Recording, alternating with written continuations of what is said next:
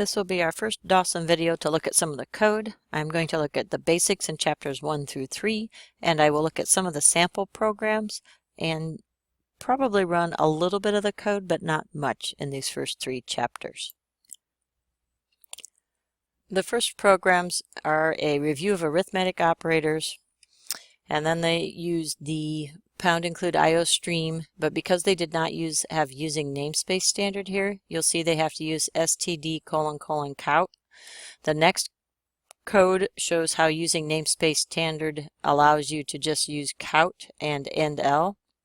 There is another way to get around that, and that's using a using statement.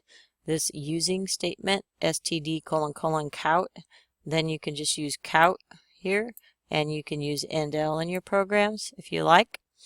I think we will stick for the most part to our pound include IO stream and using namespace standard for all of our code. This particular program introduces some data types: int, double, character, boolean, and they have a short, which is a short integer, I believe, which means it takes up less space in memory.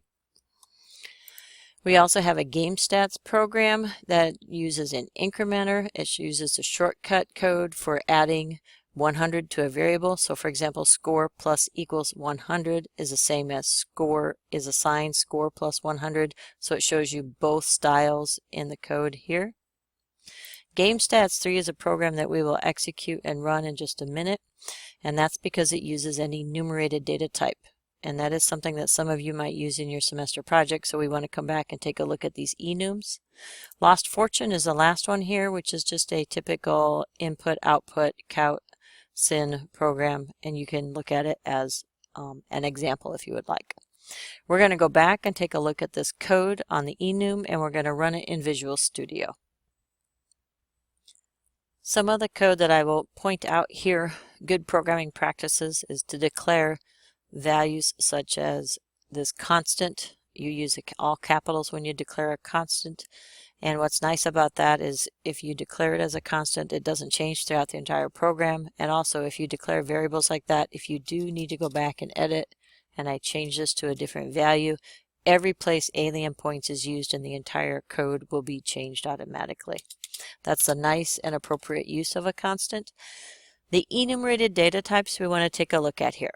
In order to declare an enumerated data type, and actually let's take a look at a definition of what enumerated is here first. In the Dawson book, it goes over and gives a pretty good definition for your enumerated data types. Enumeration is a set of unsigned integers. They are constants, and they are usually related and have a particular order.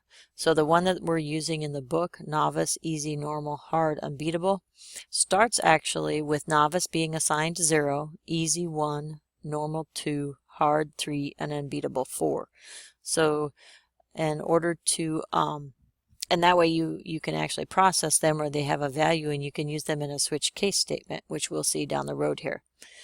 Another thing you can do then is you can declare a variable of that type. So I can declare a variable of type difficulty, and I can assign that variable whatever difficulty level I want. In this case, they chose easy.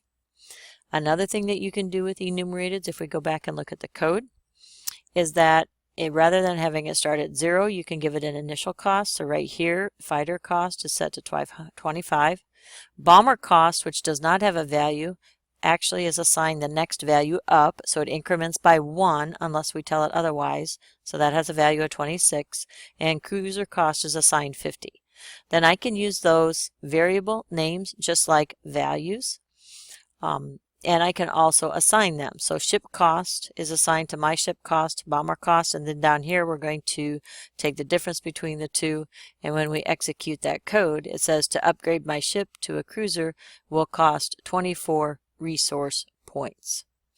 This particular example did not use the novice, easy, normal, and hard, but it's I could just use a count statement if I wanted to demonstrate that.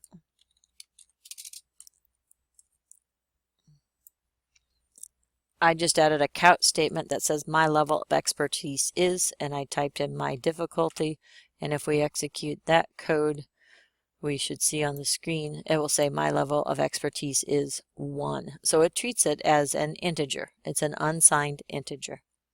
That will wrap up video 1 for chapter 1, and we'll look at the code and the other chapters in the next video.